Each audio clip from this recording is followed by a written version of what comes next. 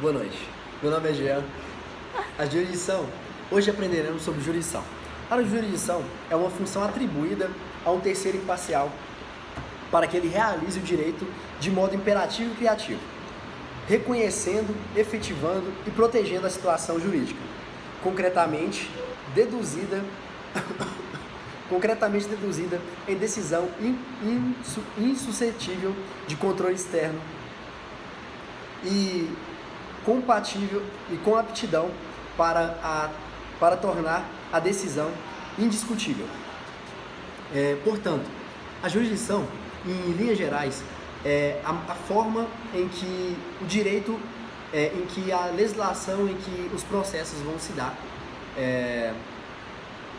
Portanto, o terceiro imparcial seria o juiz, um advogado de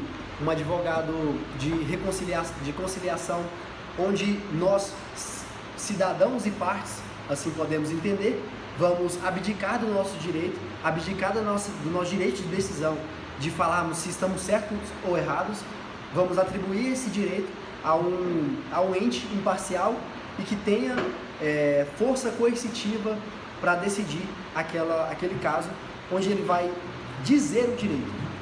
A jurisdição, o terceiro imparcial, ele vai dizer o direito, onde se A ou B está com direito, se A está certo ou se B está errado, vice-versa. Portanto, cabe ao terceiro imparcial decidir com quem está o direito. O próximo passo é o conceito de Fred Didier. A jurisdição é uma função. O que seria essa função? Essa função seria os poderes legislativo, executivo e judiciário.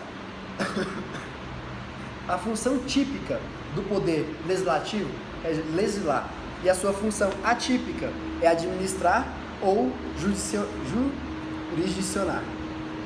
A função típica do poder executivo é administrar, mas as suas funções atípicas são legislar e jurisdicionar. A função típica do poder judiciário é jurisdicionar, e a sua função atípica é administrar e legislar. Portanto, podemos ver que eu encerrei. Boa noite, meu nome é Vitor Augusto. Eu vou falar um pouco a respeito dos costumes jurídicos. Bom, para entender costumes jurídicos em geral, primeiro a gente precisa saber o conceito de costumes jurídicos. O que são os costumes jurídicos? Costumes jurídicos são práticas que, graças à sua frequência e repetição no meio jurídico, se tornam com valor de norma por aqueles que a utilizam ou por aqueles que a representam e a respeitam. Entre os costumes jurídicos, a gente tem várias classificações para denominá-los. A gente tem os contra legem, que são aqueles costumes que não estão inteiramente incluídos na lei ou parcialmente incluídos na lei. Os secundum legem, que são aqueles que estão seguidos claramente na lei e muitas vezes são criados pela lei. E a gente tem os practar legem, que são costumes jurídicos utilizados para preencherem as lacunas da lei. Quando então a gente tem um processo, algo ou algum ocorrido em que a lei não inclui ou não legisla, a gente utiliza um costume jurídico para preencher esse processo e deixá-lo completo. Vou falar também um pouco das dimensões do direito. O direito pode ser encontrado em 4 dimensões. Ele pode ser abstrato, geral, individual e concreto. Mas então, como algo pode ser abstrato e concreto, individual e geral ao mesmo tempo? A partir do momento que o legislador legisla, decide fazer a lei, escreve pensando na população em geral, utilizando aquela lei e também numa ideia e não em algo concreto, aquilo é geral e abstrato. A partir do momento que a pessoa que executa a lei pega um caso individual e torna aquilo concreto, faz aquilo se tornar realidade, aquilo se passa a ser individual e concreto, não mais geral e abstrato. Olá galera, eu sou o José Henrique Bonner e hoje iremos aprender alguns conceitos em relação ao processo da jurisprudência. Então vamos lá. Seguindo a dialética e seguindo a disciplina do Viola, a gente aprendeu muito bem alguns conceitos. Dentre eles podemos citar 3 de início: o processo de conhecimento, o processo de proteção e o processo de execução. Vamos falar sobre o primeiro, que é o processo de conhecimento. O processo de conhecimento é onde o juiz, ao estar lidando com o caso, ele simplesmente pega e analisa todas as escritas, todas as palavras, todas as orações que está no processo. Assim, ele poderá ter o conhecimento. Já a proteção, ela se deve, devido a esse conhecimento do juiz, ao ler estas orações, ao ler esses artigos, porque no momento em que um juiz ele tem o conhecimento, ele pode fazer a proteção ao jus. E por fim, temos uma medida de execução, que após o juiz ter o conhecimento e a proteção, ele aplicará uma jurisprudência. Além disso, temos outros conceitos que fazem parte do devido processo legal. Dentre eles temos provas lícitas.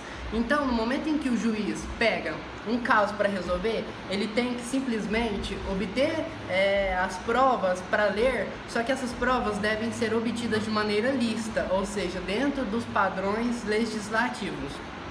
Temos também a isonomia. A isonomia é o juiz tratar tanto o autor quanto o réu com igualdade, com equidade. Então as partes devem ser tratadas equitativamente. Além disso, temos também a ampla defesa, que é o direito do autor e do réu se defenderem através de recursos.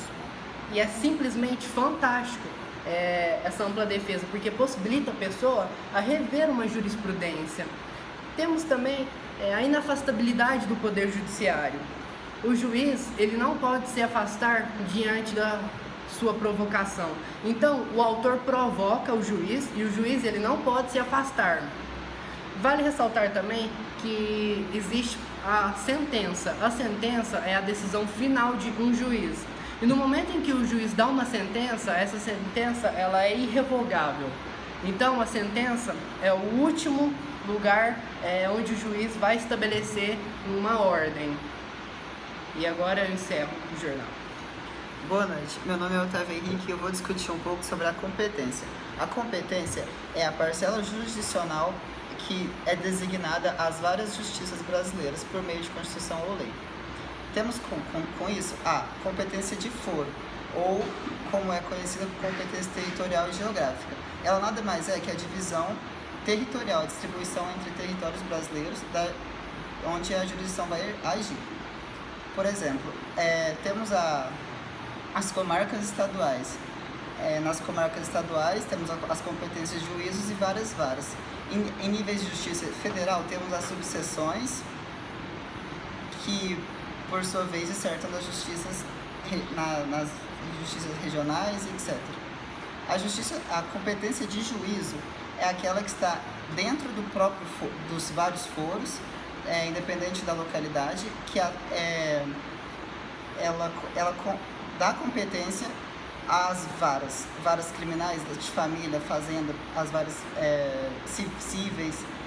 E nesse ponto a gente não pode confundir com competência de foro a palavra foro e fórum. Fórum nada mais é do que o edifício onde a justiça se instala em determinada localidade. Tipo, a competência de juízo certa sobre as varas. E encerro por aqui. Boa noite, eu sou a Sam, que a gente vai falar um pouco mais sobre competências. Vou dar o conceito para vocês de competência recursal, que seria quando vincula os TRFs mais o STF e o STJ. Seria quando pega causa, tramita a causa dos TRFs para o STF. Seria tramita por ali e passa por um grau inferior para um superior, cabendo recurso. Então, tá. O STF e o STJ tem, além da recursal, eles têm a originária, que a originária seria eles não passar por nenhuma, só começar nisso, originar deles um caso, uma causa, e assim eles pegam e tem essa autonomia. Os TRFs têm também essa autonomia, só que ainda eles podem criar e o STJ e o STF podem caber recurso a eles. Então, mesmo que seja originária do TRF, ainda assim o Supremo Tribunal Federal pode caber recurso para eles. Falando também sobre o foro, tem o foro de concurso, que seria quando tem 3 opções, que seria colocar por alternativa do autor um lugar mais adequado, qual foro ele ficaria melhor para ele, ou então o local do fato, ou então o domicílio do autor. Tem essas 2 opções, ou então o autor falar qual fica melhor para ele. Também tem o foro subsidiário, que é quando não tem o foro comum e o especial. Aí cabe destinar para onde fica melhor. Também tem as competências absolutas e as relativas. As absolutas não cabem nenhum tipo de modificação. Elas são, o conceito delas é extremamente o nome, absoluta. Elas são autossuficientes, não cabe nenhuma modificação, porque está na Constituição, que não pode ser mudada, que não perderia a essência.